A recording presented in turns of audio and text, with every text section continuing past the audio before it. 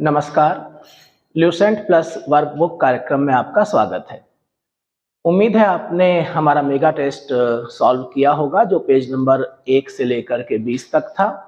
आज डे 21 है, ल्यूसेंट का पेज नंबर 21। हम लोग अभी तक वर्धन वंश के बारे में पिछले लेक्चर में जानकारी ले चुके हैं। उसके साथ वाकाटक वंश हमने पढ़ा था। आज बहुत थोड़ी सी जानकारी वर्धन वंश के प्रशासन के बारे में इस पेज पर उपलब्ध है और उसके बाद इसमें दक्षिण भारतीय इतिहास आरंभ हो जाएगा। हम पल्लव वंश के बारे में पढ़ेंगे और चोल भी इसी पेज पर आरंभ होगा। एक नजर इसकी वर्कबुक पर डाल लेते हैं।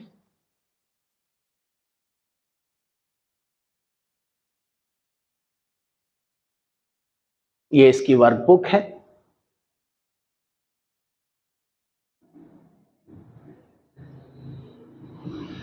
Workbook number 21। आप देख सकते हैं कितने सारे प्रश्न पेज नंबर 21 से निकले हैं। 62 प्रश्न, प्रश्नों की कुल संख्या 62। और ये बहुत ही महत्वपूर्ण जानकारियां हैं, बेसिक जानकारी। पल्लव वंश का संस्थापक, पल्लवों की राजधानी, अवनी सिंह किसकी उपाधि है, मामल्लपुरम में आदिवराह मंदिर का निर्माता कौन है, भारवी की रचना, उसके संरक्षक शासक का नाम। इस तरह के बहुत ही बुनियादी और महत्वपूर्ण प्रश्न आपको इस पेज पर मिलेंगे। वर्कबुक का लाभ यह है कि आप उसको भरेंगे, आपके नोट्स बनेंगे और बाद में प्रैक्टिस के लिए आप प्लेन वर्कबुक का भी इस्तेमाल कर सकते हैं। हमारे टेलीग्राम चैनल से उसको डाउनलोड कर सकते हैं। तो यहां पर आप देखिए, जो कल टॉपिक चल रहा था हमारा वर्धन वंश, उसके बारे में कुछ जानकारियां हैं। वर्धन वंश के बारे में हमने पढ़ा था कि प्रांतों को भुक्ति कहा जाता था और भुक्ति का विभाजन जिलों में हुआ था। जिले को कहा जाता था विषय, जिसका प्रधान विषयपति होता था। गुप्त काल में भी आपने भुक्ति, विषय, विषयपति पढ़ा था। यहां पर एक नई जानकारी मिल रही है कि विषय के अंतर्गत पाठक होते थे, आधुनिक तहसीलों की तरह, और ग्राम शासन की सबसे छोटी इकाई थी। और ग्राम प्रधान जो ग्राम का शासन संभालता था, उसके लिए एक शब्द मिल रहा है ग्रामाक्ष पटलिक। ग्रामाक्ष पटलिक। पुलिस कर्मियों को चाट, भाट, दंडपासिक, ये बिल्कुल वही जानकारी है जो गुप्त काल में हमें मिली थी। यहां पर अश्व सेना के अधिकारी के लिए बृहदेश्वर, पैदल सेना के अधिकारी के लिए बलाधिकृत या महाबलाधिकृत शब्द का प्रयोग किया गया है। हर्षचरित, हर्ष की मंत्री परिषद के कुछ मंत्रियों के नाम बताता है। भंडी, सिंहनाद, कुंतल, स्कंदगुप्त। भंडी प्रधान सचिव है, सिंहनाद प्रधान सेनापति है, कुंतल अश्व सेना का प्रधान है और स्कंदगुप्त गज सेना का प्रमुख है। हर्षचरित में सिंचाई के साधन के तौर पर तुला यंत्र का जिक्र मिलता है और हर्ष के समय मथुरा सूती वस्त्रों के निर्माण के लिए प्रसिद्ध था। हर्षचरित में प्रांतीय शासक के लिए लोकपाल शब्द का प्रयोग किया गया। तो एक तरीके से देखा जाए तो शब्दावली, चाहे भुक्ति हो, चाहे विषय हो, चाहे विषयपति हो, चाहे पाठक हो, चाहे ग्रामाक्ष पटलिक हो, या फिर चाट, भाट, दंडपासिक, बृहदेश्वर, बलाधिकृत, महाबलाधिकृत, तुला यंत्र, लोकपाल, ये सब शब्दावलियां हैं। आपको बस ध्यान रखना है कि इनके अर्थ क्या होते हैं। तो इस प्रकार से यहां पर वर्धन वंश की जानकारी समाप्त हो जाती है। इसके पश्चात इस पेज पर नया टॉपिक स्टार्ट होता है, दक्षिण भारत के प्रमुख राजवंश, जिसमें पल्लवों के बारे में जानकारी दी गई है और इसके साथ ही चोलों के बारे में जानकारी दी गई है। तो पल्लव और चोल। तो पहले हम पढ़ेंगे पल्लव। अब देखिए, पल्लव वंश, पल्लव वंश के संस्थापक के तौर पर हमारे पास जो नाम है वो है सिंह विष्णु का। तो पल्लव वंश का संस्थापक सिंह विष्णु, 575 से 600, 25 वर्ष का शासनकाल। राजधानी कांची, तमिलनाडु में कांचीपुरम।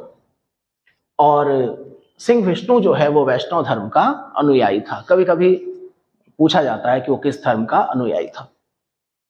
तो पल्लव वंश का संस्थापक सिंह विष्णु, जिसकी राजधानी कांची, आधुनिक कांचीपुरम। और सिंह विष्णु ने अवनी सिंह की उपाधि ली थी। इसके अलावा उसने मामल्लपुरम में आदि वराह टेम्पल बनाया था। वैष्णव धर्म का अनुयायी था, आदि वराह का टेम्पल बनाया मामल्लपुरम में।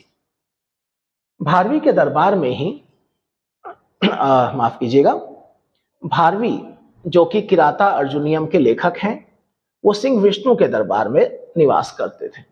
ये भी प्रश्न काफी पूछा जाता है कि कौन साहित्यकार किसके संरक्षण में था। तो भारवी जो कि किराता अर्जुनियम के लेखक हैं, सिंह विष्णु के दरबार में रहते थे। सिंह विष्णु के पश्चात जो महत्वपूर्ण शासक हुए पल्लव वंश के, उनमें महेंद्र वर्मन प्रथम, नरसिंह वर्मन प्रथम, महेंद्र वर्मन सेकंड, परमेश्वर वर्मन प्रथम, नरसिंह वर्मन सेकंड, नंदी वर्मन सेकंड। इनमें से कुछ का महत्व ज्यादा है तो उनको हम देखते हैं। महेंद्र वर्मन ने एक पुस्तक की रचना करी थी, मत विलास प्रहसन। मत विलास प्रहसन एक नाटक है, महेंद्र वर्मन ने उसकी रचना करी। महेंद्र वर्मन आरंभ में जैन मतावलंबी था। एक परिवार जो वैष्णव धर्म का अनुयायी था, उसमें एक व्यक्ति जैन मत को मान रहा है, लेकिन तमिल संत अप्पार के प्रभाव में आकर वो शैव बन गया। इसके पश्चात जिक्र है नरसिंह वर्मन प्रथम का। नरसिंह वर्मन प्रथम जो कि महेंद्र वर्मन के बाद शासक बने। महाबलीपुरम के प्रसिद्ध एकास्म मंदिर, एकास्म मंदिर मतलब एक चट्टान को काट करके बनाए गए मंदिर, रथ मंदिर भी कहा जाता है। इन रथ मंदिरों का निर्माता नरसिंह वर्मन प्रथम है। रथ मंदिरों की कुल संख्या है 7। इसमें सबसे छोटा द्रौपदी रथ है। किसी भी प्रकार का अलंकरण द्रौपदी रथ में नहीं मिलता है। नरसिंह वर्मन प्रथम की 2 उपाधियां, एक तो महामल और एक वातापी कोंड। वातापी कोंड का अर्थ है वातापी का विजेता। इसी के शासनकाल में चीनी यात्री हुएनसांग कांची आया था। ये सब प्रश्न कभी न कभी पूछे जा चुके हैं। इसके पश्चात परमेश्वर वर्मन प्रथम, वो भी शैव मत में आस्था रखता था और इसकी कई उपाधियां यहां पर दी गई हैं। परमेश्वर वर्मन प्रथम की कई उपाधियां यहां पर दी गई हैं। लोकादित्य, एकमल, रणंजय, अत्यंत काम, उग्रदंड, गुणभाजन। मामल्लपुरम में गणेश मंदिर का निर्माता यही था। परमेश्वर वर्मन प्रथम विद्या प्रेमी था और विद्या विनीत की उपाधि इसने ली थी। ये जो ऊपर इतनी सारी उपाधियां हैं इसकी, उसके मुकाबले विद्या विनीत याद रखिए। अरबों के आक्रमण के समय पल्लवों का शासक नरसिंह वर्मन सेकंड था और इसकी उपाधि है राज सिंह, राजाओं में सिंह, आगम प्रिय यानी शास्त्रों का प्रेमी और शंकर भक्त, शिव का उपासक। लेकिन नरसिंह वर्मन सेकंड से जो प्रश्न सबसे ज्यादा पूछा गया है वो है कैलाश टेम्पल।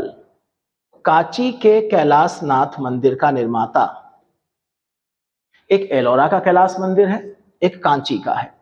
कांची के कैलाशनाथ मंदिर का निर्माता नरसिंह वर्मन सेकंड है। इसी को राज सिद्धेश्वर मंदिर भी कहा जाता है और इसी मंदिर के निर्माण से द्रविड़ स्थापत्य कला का आरंभ माना जाता है। यानी द्रविड़ स्थापत्य कला का आरंभिक बिंदु है ये। इसके अलावा महाबलीपुरम में सौर मंदिर का निर्माण भी नरसिंह वर्मन सेकंड के समय में ही हुआ। कांची के कैलाशनाथ मंदिर में, जो कि नरसिंह वर्मन द्वितीय ने बनवाया था, इसमें पल्लव राजाओं और रानियों की मूर्तियां हैं। नरसिंह वर्मन द्वितीय के दरबार में 10 कुमार चरित के लेखक दंडी रहते थे। कुछ और मंदिरों और उनके निर्माताओं के बारे में जानकारी है, जैसे कि कांची का मुक्तेश्वर मंदिर और बैकुंठ पेरुमाल मंदिर नंदीवर्मन द्वितीय के द्वारा निर्माण कराया गया और प्रसिद्ध वैष्णव संत तिरुमंगई अलवार नंदीवर्मन सेकंड के समकालीन थे। नंदीवर्मन थर्ड की राजसभा में पेरुंदेवनार, जो कि तमिल भाषा के प्रसिद्ध कवि संत थे, भारत वेणवा नामक ग्रंथ की रचना इन्होंने करी थी। अंतिम ज्ञात शासक जो है पल्लवों का, वो है कंप वर्मा। कंप वर्मा। तो पल्लव वंश में आपने देखा कि ज्यादा फोकस किया गया है स्थापत्य पर, मंदिर किसने बनवाए और दरबारी लेखक और उनकी रचनाएं। युद्ध, साम्राज्य विस्तार, ये सब यहां पर ज्यादा या बिल्कुल भी नहीं है। वातापी कोंड जैसी उपाधि से पता चलता है कि अच्छा उसने वातापी को जीता होगा। तो आपको कला और संस्कृति जो है उसके ऊपर ज्यादा ध्यान देना है। इसके बाद है चोल। पल्लव राजवंश के पश्चात चोलों का उदय हुआ। चोल कभी पल्लवों के सामंत रह चुके थे। एक चोल वंश के बारे में आपने प्राचीन काल में संगम युग में पढ़ा था, करिकाल के बारे में पढ़ा था आपने। उन चोलों का और यहां पर जो चोल हैं, इनका आपस में क्या संबंध है ये मुश्किल है बताना। हाँ, नाम में समानता है।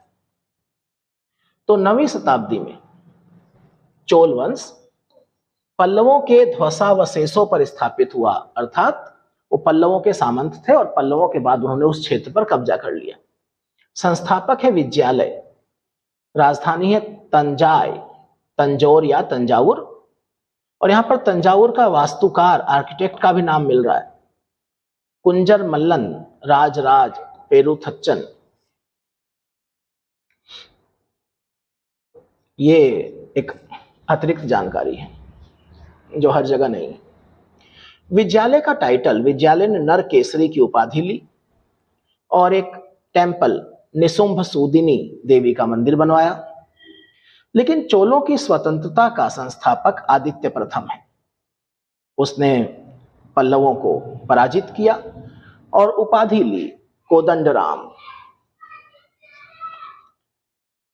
तक्कोलम के युद्ध में, तक्कोलम का युद्ध पूछा जा सकता है, किसके किसके बीच हुआ? राष्ट्रकूटों के बीच में हुआ और चोलों के बीच में हुआ, जिसमें राष्ट्रकूट पराजित हुए, राष्ट्रकूट जीत गए। कृष्ण थर्ड ने परांतक प्रथम को पराजित कर दिया। इसमें परांतक प्रथम का बड़ा लड़का राजादित्य भी मारा गया। इसके बाद एक जानकारी है कि राजराज प्रथम जो कि चोलों के जो 2 महान शासक हुए हैं उसमें राजराज प्रथम एक है, दूसरा इसका पुत्र राजेंद्र प्रथम है। तो राजराज प्रथम ने श्रीलंका पर आक्रमण किया। श्रीलंका पर आक्रमण करने वाले जो 2 शासक हैं उसमें एक राजराज प्रथम है और एक राजेंद्र प्रथम है। वहां के राजा का नाम मिलता है महिम फिफ्थ। तो उसको अपनी राजधानी छोड़ करके जाना पड़ा। श्रीलंका के दक्षिण जिले रोहण में शरण लेनी पड़ी। राजराज ने श्रीलंका के विजित प्रदेशों को, पूरी श्रीलंका की विजय नहीं हो पाई, लेकिन जितने भी क्षेत्र जीते गए वहां पर एक नया प्रांत बना दिया चोलों का, मुमंडी चोल मंडलम, जिसकी राजधानी थी पोलनरुआ। राजराज प्रथम शैव धर्म का अनुयायी था। तंजौर में प्रसिद्ध राजराजेश्वर मंदिर उसने निर्मित कराया। तो आप देखिए, पल्लवों की तरह चोल में भी आर्किटेक्चर, कौन से या मोटे तौर पर मंदिर निर्माण किसने कहां पर बनवाया। हालांकि यहां पर थोड़ा सा साम्राज्य विस्तार भी है। चोलों का सर्वाधिक विस्तार राजेंद्र प्रथम के शासनकाल में हुआ। बंगाल के पाल शासक महिपाल को पराजित किया इसने। और उसी के बाद गंगैकोंड चोल, गंगा घाटी का चोल विजेता उपाधि धारण करी। एक नई राजधानी बनाई गंगैकोंड चोलपुरम, और वहीं पर चोल गंगम नामक एक विशाल तालाब का निर्माण कराया, उत्तर भारत में पाल शासक महिपाल को पराजित करके। और ये वही समय है जब भारत के पश्चिमोत्तर सीमा प्रांत से महमूद गजनी भी बार बार आक्रमण कर रहा था। समकालीन घटनाएं हैं। चोल काल में भूमि के प्रकार दिए गए हैं और ये एग्जाम के हिसाब से बहुत महत्वपूर्ण है। इसमें ब्रह्मदेव, शालाभोग, पल्ली चंदम बहुत महत्वपूर्ण है। वेलल्लन वगाई, तो वेलल्लन वगाई गैर ब्राह्मण किसान के पास जो भूमि थी वो कहलाती थी। ब्रह्मदेव ब्राह्मणों को उपहार में दी गई भूमि। शालाभोग किसी विद्यालय के रखरखाव के लिए दी गई भूमि। देवदान या तिरुन कन्नी मंदिर को उपहार में दी गई भूमि। पल्ली चंदम जैन संस्थानों को दान में दी गई भूमि। यहां देखिए एक जानकारी है, गजनी का सुल्तान महमूद राजेंद्र प्रथम का समकालीन था, मैंने आपको बताया था। राजेंद्र सेकंड, यहां पर उपाधियां कुछ जो हैं वो महत्वपूर्ण हैं चोलों में, नरकेसरी से लेकर के और तमाम। तो राजेंद्र सेकंड ने प्रकेसरी की और वीर राजेंद्र ने राजकेसरी की उपाधि ली। प्रकेसरी, राजकेसरी। चोल वंश का अंतिम शासक राजेंद्र थर्ड। चोलों और पश्चिमी चालुक्यों के बीच विवाद और उसमें मध्यस्थ की भूमिका निभाई गोवा के कदंब शासक जयकेश प्रथम ने। कहीं आगे अगर गोवा के कदंब वंश के बारे में जानकारी होगी तो पढ़ेंगे, अदरवाइज आप इतना देख सकते हैं, कदंबों की राजधानी वनवासी। विक्रम चोल शासक था जिसके बारे में एक जानकारी है। चिदंबरम मंदिर का विस्तार करवाया इसने, उस स्थिति में भी कराया जब राज्य में अकाल पड़ा हुआ था, जनता त्रस्त थी और वो टैक्स वसूल रहा था क्योंकि उसको मंदिर का विस्तार करवाना था। कुलोतुंग सेकंड के बारे में जानकारी है। कुलोतुंग सेकंड ने चिदंबरम मंदिर में भगवान विष्णु की गोविंदराज की मूर्ति को समुद्र में फेंकवा दिया था। ये प्रश्न पहले पूछा जा चुका है। बाद में वैष्णव आचार्य रामानुजाचार्य ने उसका पुनरुद्धार किया उस मूर्ति का, और उसको तिरुपति के मंदिर में प्राण प्रतिष्ठित किया। इसके बाद चोल प्रशासन आ रहा है। चोल प्रशासन में भाग लेने वाले उच्च पदाधिकारियों को पेरुंदरम कहा जाता था। उच्च पदाधिकारी पेरुंदरम, निम्न श्रेणी के पदाधिकारी सेरुंदरन। कुछ उच्चाधिकारी जो राजा के पास रहते थे हमेशा, उन्हें उडन कुट्टम कहा गया है। शब्दावली पर आपको खास ध्यान देना होगा। संपूर्ण चोल साम्राज्य 6 मंडलों में विभक्त था। मंडल कोट्टम में, कोट्टम नाडु में, नाडु कुर्रम में विभक्त थे। तो ये जो विभाजन है मंडल, कोट्टम, नाटू और कुर्रम, ये आपको ध्यान रखना चाहिए। मंडलम, कोट्टम, नाडु, कुर्रम। नाडु की स्थानीय सभा को नाटूर और नगर की स्थानीय सभा को नगरतार। तो इन शब्दों को आप ध्यान से देखें। बेल्लाल जाति धनी किसानों की थी और नाडु के प्रशासन पर इनका काफी नियंत्रण था। देखिए, वैसे तो चोल का जो स्थानीय प्रशासन है वो विश्व प्रसिद्ध है, सिर्फ हिंदुस्तान में ही नहीं, उसकी तारीफ विदेशियों ने भी करी है और वो नेक्स्ट पेज पर हम लोग पढ़ेंगे। इसकी वर्कबुक अगर आप देखें एक बार,